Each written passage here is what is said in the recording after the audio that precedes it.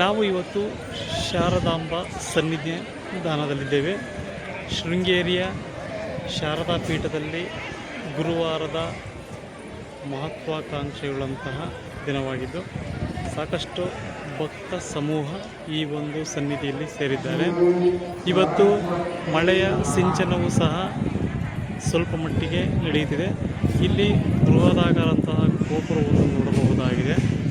ಅದರ ಜೊತೆಗೆ ಪ್ರಸಾದ ಪಡೆಯುವ ಸ್ಥಳ ಹಾಗೂ ಜಗದ್ಗುರು ನರಸಿಂಹ ಭಾರತಿ ಯಾಗ ಮಂಟಪವನ್ನು ನೋಡಬಹುದು. ಇನ್ನು ಮುಖ್ಯವಾಗಿ ಈ ಶೃಂಗೇರಿ ಶಾರದೆಯ ವಿಶೇಷ ಏನೆಂದರೆ, ಮಕ್ಕಳಿಗೆ ಮೊದಲು ಶಾಲೆಗೆ ಕಳಿಸುವ ಮುನ್ನ ವಾಗ್ದೇವಿ ಅಕ್ಷರಾಭ್ಯಾಸವನ್ನು ಮಾಡಿಸುವಂತಹ ಪರಿಪಾಠವನ್ನು ಎಲ್ಲೆಡೆಯಿಂದ ನೋಡಬಹುದು. ಅಲ್ಲದೆ ನವಗ್ರಹ ಮಂದಿರವನ್ನು ಸಹ ನೋಡಬಹುದು. ಪುರಾತನ ಪ್ರಸಿದ್ಧವಾದಂತಹ ಚೋಳರ ಕಾಲದ ದೇವಾಲಯವೂ ಸಹ ಇಲ್ಲಿದೆ. ಇದು ವಿಘ್ನೇಶ್ವರಲ್ಲಿ ಕೂಡಿರ್ತಕ್ಕಂಥದ್ದು. ಸಾಕಷ್ಟು ಹಳೆಯದಾದಂತಹ ದೇವಾಲಯವಾಗಿದ್ದು ಸಾಕಷ್ಟು ಹಲವು ವಿಶೇಷತೆಗಳಿಂದ ಕೂಡಿರ್ತಕ್ಕಂಥ ದೇವಾಲಯವಾಗಿದ್ದು ಹಳೆ ದೇವಾಲಯಗಳು ಸಹ ಇಲ್ಲಿ ನೋಡಬಹುದಾಗಿದೆ. ಅಂದರೆ ಹೊರಾಂಗಣ ಪ್ರಾಂಗಣವು ಸಹ ಸಾಕಷ್ಟು ವಿಶೇಷತೆಗಳಿಂದ ಕೂಡಿದ್ದು ಜನರು ಸಹ ಭಕ್ತರು ಸಹ ಇಲ್ಲಿ ತಂಡೋಪತಂಡವಾಗಿ ಶಾರದಾಂಬೆಯ ಸನ್ನಿಧಿಗೆ ಬಂದು ಆಶೀರ್ವಾದವನ್ನು ಪಡೆಯುತ್ತಾ ವಿದ್ಯಾ ಬುದ್ಧಿ ಜ್ಞಾನಾರ್ಜನೆಯನ್ನು ಕೊಡು ಎನ್ನುವ ನಿಟ್ಟಿನಲ್ಲಿ ಪ್ರಾರ್ಥನೆ ಮಾಡಿಕೊಳ್ಳುತ್ತಿರುವುದನ್ನು ಎಲ್ಲೆಡೆ ನೋಡಬಹುದಾಗಿದೆ.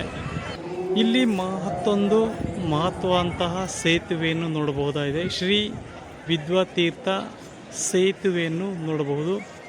ಬಹಳ ವಿಜೃಂಭಣೆಯಾಗಿ ನದಿಗೆ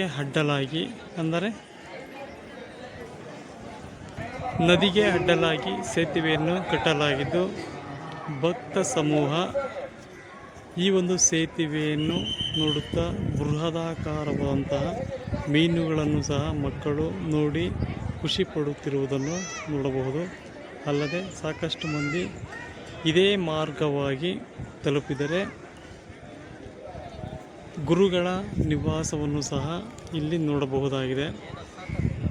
ಇದು ತೊರೆಯಾಗಿದ್ದು ನೀರು ಕೊಂಚ ಮಟ್ಟಿಗೆ ಹರಿಯುತ್ತಿರುವುದನ್ನು ನೋಡಬಹುದಾಗಿದೆ.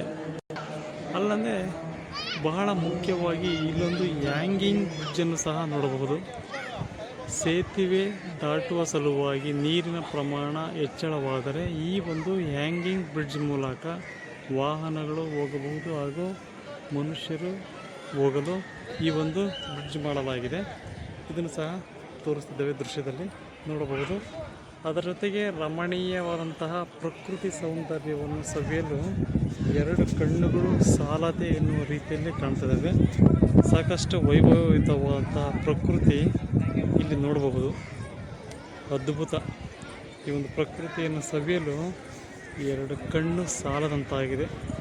ವಿಶಿಷ್ಟವಾದಂತಹ ದೇವಾಲಯಗಳು, ರಾಜ ಮನೆತನಗಳಿಂದ ಕೂಡಿರ್ತಕ್ಕಂತಹ ಹಳೆಯ ದೇವಾಲಯಗಳು ಹಾಗೂ ಶಾರದಾಂಬೆ ಸನ್ನಿಧಿ, ಬೃಹದಾಕಾರದಂತಹ ಗೋಪುರ, ಮಕ್ಕಳ ವಿದ್ಯಾಭ್ಯಾಸ ಕಲಿಯುವ ನಿಟ್ಟಿನಲ್ಲಿ ಅಕ್ಷರಾಭ್ಯಾಸದ ಮಂಟಪ, ಹೀಗೆ ಹಲವು ವಿಚಾರಧಾರೆಗಳು ಈ ಒಂದು ಶಾರದಾಂಬೆಯ ಸನ್ನಿಧಿಯಲ್ಲಿ